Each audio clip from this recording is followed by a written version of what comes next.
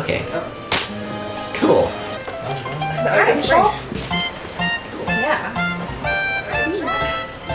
Alright.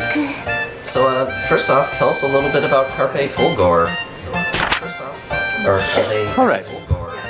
So, Carpe Fulgur began life as very little more than just a pair of us living across the country from each other, and we were both trying to get into the video game translation industry, and neither one of us could actually find positions for such a thing. So, in the end, we decided that the best way to break into the industry would probably be to simply provide our own jobs. You know, we kept getting told that, you know, we didn't have any portfolio pieces to show off. We didn't have any previous work history, so my partner Robin knew about this game called Recettear that he had played, and he thought it was really great and not quite like anything else that was on the American market. And I was like, well, okay, let's try translating that and try selling it. And it worked out pretty well. Yeah, your translations have been lauded for having a lot of really silly and good humor, but still staying really true to the original and spirit. Do you have any particular gems, either in Japanese or English, when translating it, that were your favorite? Oh dear. Well, there was in our second project, Chantelis, a particularly long segment at the start of the final dungeon, which was this sort of extended joke on Legend of Zelda. You know, Chantelis in general pulls a decent bit of design from the 3D Zeldas like Ocarina of Time and whatnot, and puts them into a sort of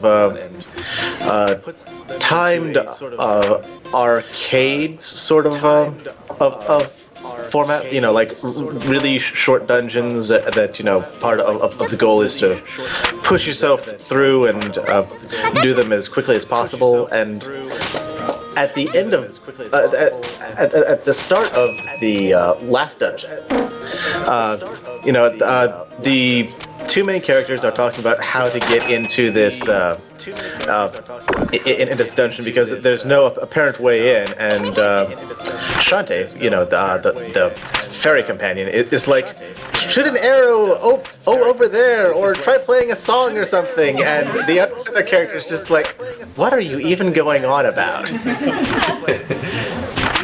And in Recettear, oh my god.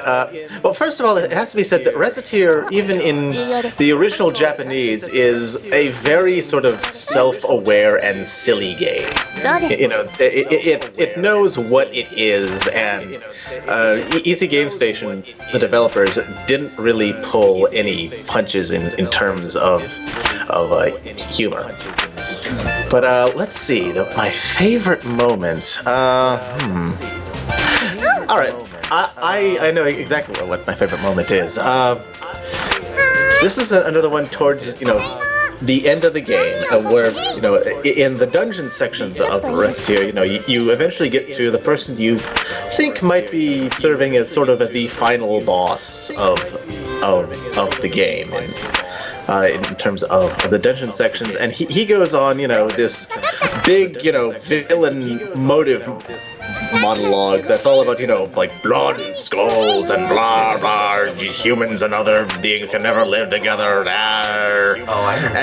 And then Recette yells out, "No, shut up! This is dumb!" And then what she tears on to the villain about is, you know, okay, I get that you want to blow up the world and whatever, but you're a very pretty-looking, well-dressed demon lord. In this day and age, you're some cliche. No one's gonna take you seriously. That was, and you know, she keeps ripping on him about this for like 5 text boxes. It is absolutely my favorite single scene in the entire game, and he just has no idea what to even do about this. Somebody on the chat wants to know, are the jokes the same in both languages, or did you have to like change the translation? Generally, they're pretty similar. A few had to be sort of banged on with a hammer to really make them work in English. But in general, at the very least, the tone of the humor was always kept consistent, because you know the original script was already great, and our big job was making sure it sounded naturally in English. Were there any ones that were like particularly hard to make fit in English? Well, not a joke specifically, but the character of Nagi, who comes up a bit later in the game, was a little bit of a pickle in that. Okay, first of all, people talk about food in this game a lot. Like, you know, we actually remarked to each other when we were doing this translation that, you know, food comes up in this game like sort of a shockingly massive amount. But Nagi is a character who is who is sort of presented as, you know, being from the rough equivalent of this world's like Asian area, and where it's this the town that Recettear takes place in is like deliberately and explicitly sort of a French analog.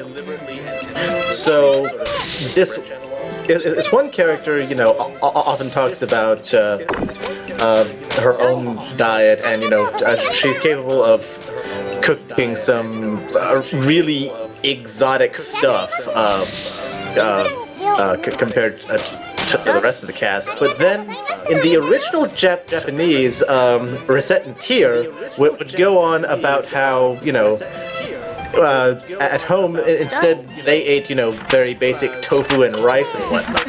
It was like a Japanese person wouldn't really twig to that being strange, but we were like, well, wait, tofu isn't really particularly, you know, French, so we had to alter a lot of, you know, the food chat we ended up cascading beyond just Nagi's dialogue, and we ended up having to change out a fair amount of the food chat in general to make it all, you know, consistently Western, so that when Nagi actually opened her mouth about her, you know, boiled eels and whatnot, it sounded properly foreign.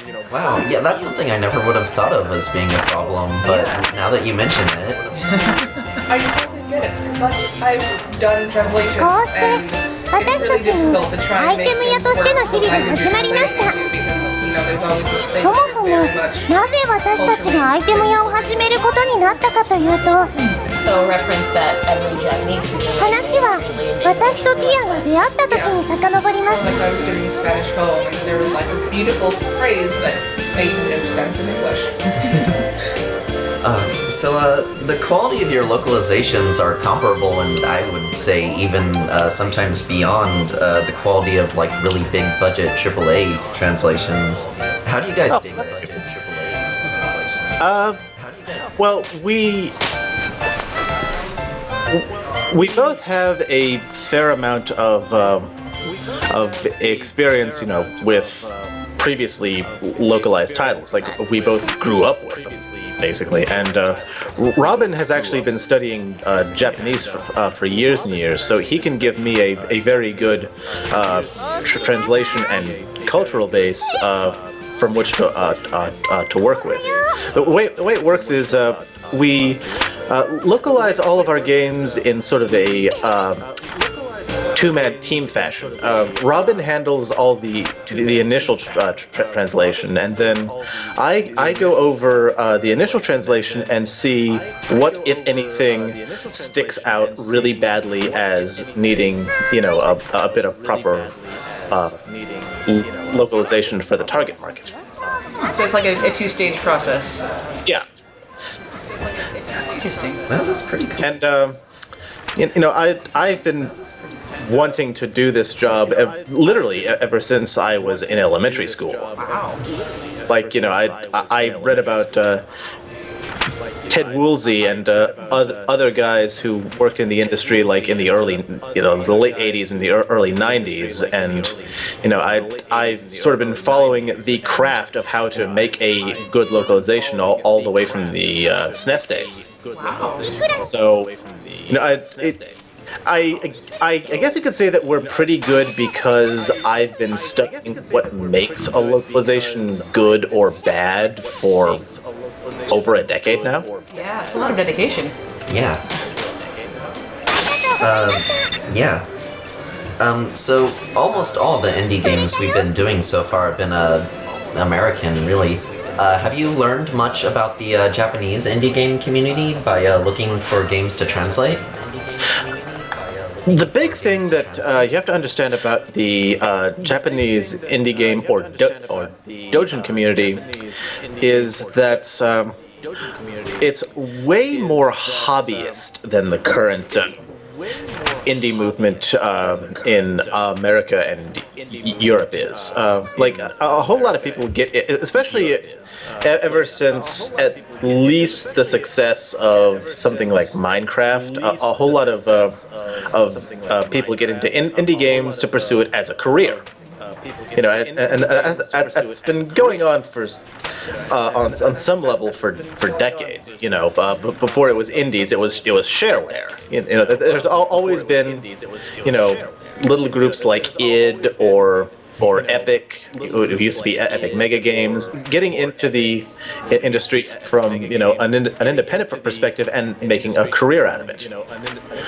In Japan, that's generally not true. If you want to, the traditional thought has been, if you want to make a career out of video games, you have to join an established company. There were a bunch of little startups, in the early to mid '80s, but even then, some of the original, big video game companies were already established companies, like Nintendo, who were a playing card and toy manufacturer before they got into video games, or NEC, who was a generalized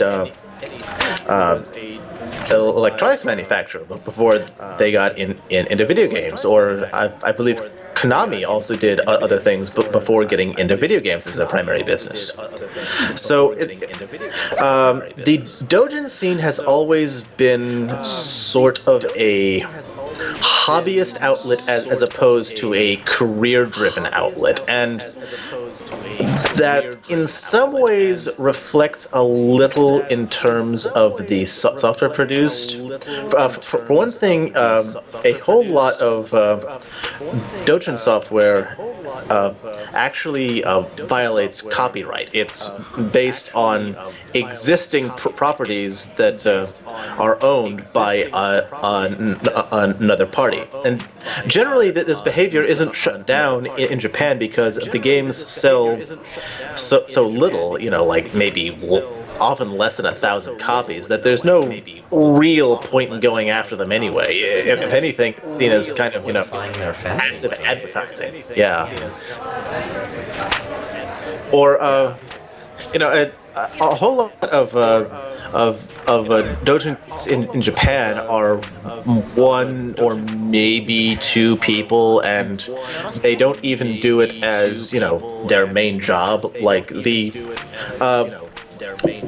developer behind Fortune Summoners actually has a day job as a system engineer, and he made Fortune Summoners in his spare time, which is actually really impressive given the quality of Fortune Summoners. Yeah, but I played that I was thinking about is, you're saying that a lot of Japanese indie game developers are hobbyists, and yet almost all of the ones that I've seen, at least, are really polished and really good. So it's impressive that people can make these sorts of games in just their spare time in addition to their day job. Yeah. Easy Game Station, the people behind Recettear, are actually somewhat unique in that some years ago they took the risk of going full time. Especially ever since Recettear started selling on Steam and made them tons and tons of money. And we ended up becoming their primary income source, even. But ever since that happened, they went full time, and that's actually very, very unusual for a Japanese indie developer.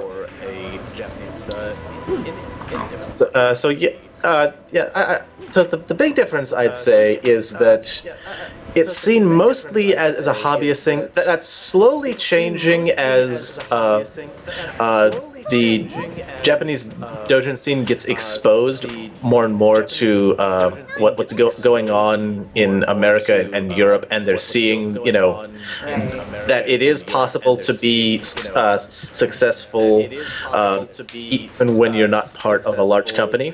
And from our discussions with various developers, Recettear itself is also getting a lot of attention on that front. Yeah, I bet.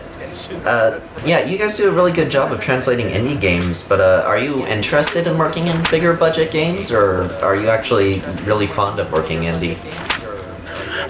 I do have a big fondness for working indie, if only because until we got into it and brought Recettear forward and sort of shone a light on the doujin community, no one was really doing anything with these games. And, after we brought Recettear out, several other, doujin translation companies sort of sprang up over. So you kind of blazed the trail there? I won't absolutely say that none of them would have come about if we hadn't done Recettear, but I've often kind of wondered. I've got to say, you're the first one I ever heard of, so... I'm definitely not opposed to working with larger titles. I mean, on our website we do advertise that we offer services for working with third-party publishers, and Carpe Fulgur's main mandate is bringing games out of, Japan or wherever else we think to expand to, and exposing them to English markets that otherwise would never get a chance to play them, and that often applies to independent games, but doesn't necessarily just apply to them. Yeah. So yeah, we're perfectly open to the idea of working on a, quote-unquote, larger, more established property. It's just a question of whether or not anyone wants to work with us. And we are taking questions from the chat, by the way, if anybody wants to ask any. I haven't really been watching it. Well, you are supposed to, because you're playing. Yeah. So are you eyeballing any games to translate right now? Or are you working on any right now? We are working on something that I can't really discuss like that, and that really kind of drives me crazy, because I want to talk about it because it rules.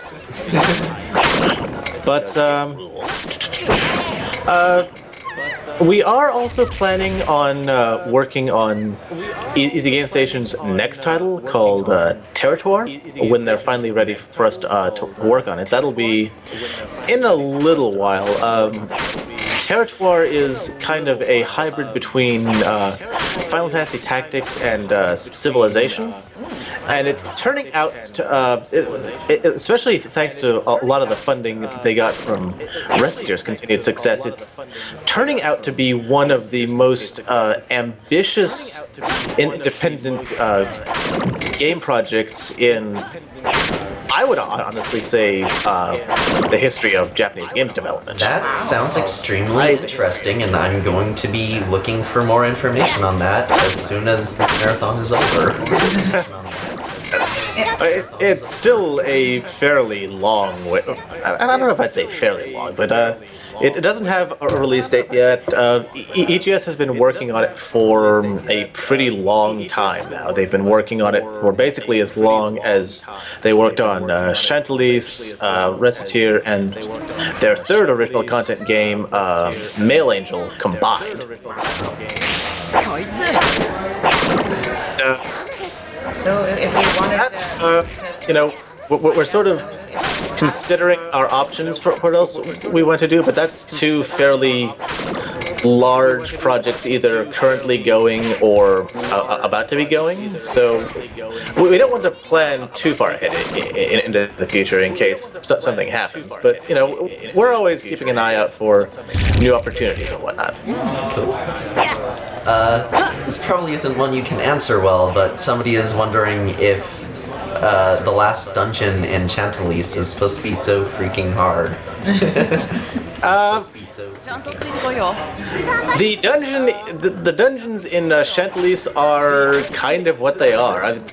That is the way Easy Game Station originally developed those. About the only change made to the US release of Chantelis was that originally, when Easy Game Station released the game in Japan, they didn't have time to make the final few bosses as complicated as they really wanted to. So, with the English release, they had time to go back, make the dungeons, but not the dungeons, the bosses match the original design intent and vision.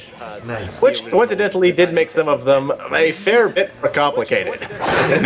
The last boss is kind of something in the English version, and that, interestingly enough, that actually got ported back into the Japanese version via a patch. So. But yes, as far as we know, they are supposed to be that hard. Also, you might want to go into your inventory and eat something. heal up. Yeah. Oh, I should figure out where. I haven't played this in a while, so I need to figure out where my button is. ASDC. I actually cannot remember. Oh, okay. Should escape. There you go. Items. Yeah, walnut bread. Walnut bread. Nom nom nom. Yay. Okay. Louis not about to die. Hooray. But yeah, how is working with these companies to localize stuff been? Have they been happy about the sales and everything they've been getting from Steam? Oh yeah. Steam has produced sales significantly beyond what they ever got in Japan. And by the way, this is also one of my favorite scenes in the game right here. So if you're watching this for the first time, you might want to pay attention. But like I said, we are actually the largest source of revenue for Easy Game Station at this point, and we also made the creator of Fortune Summoners a pretty fair bundle of money as well. Was it, like, were they expecting to be that successful in the English market, or, like were they Easy Game Station was not. They thought, we might do... Also, yes, there it is. and yes, that is basically what it's like in the original script as well. Easy Game Station was not expecting the kind of success that Recettear actually got in in Western markets. Even we were thinking that 10,000 copies sold in about 6 months would have been a roaring success, and instead in 6 months we managed to sell about 100,000 copies. Yeah, when I just heard the idea of it's a JRPG where you run an item shop, I had to get in on that. So we've got actually a couple of other interesting questions in the chat here. Great. Matt Cap wants to know if there's a market in Japan for indie games from the rest of the world. Like, do they play Steam games there, or indie games from Europe, or anything? Well, indie games from Europe? The first thing that you have to realize with that question is that download purchases like the Steam model and whatnot, and just PC gaming in general in Japan is not that big a thing yet. There's a lot of historical reasons for PC being sort of a minor platform in Japan that probably would run me way over time if I tried doing it all. But download in Japan is not a very big thing yet. It's actually something a lot of other companies have also been struggling with. Like Sony has been trying to promote the PSN as a major source for PlayStation 3 and PlayStation Vita content in Japan, and that's sort of been falling on its butt as an effort. And I do know of one company called Playism, which is trying to translate and bring over a lot of English language games to Japan, and their work has been very competent, but I'm not sure how well they've really been selling.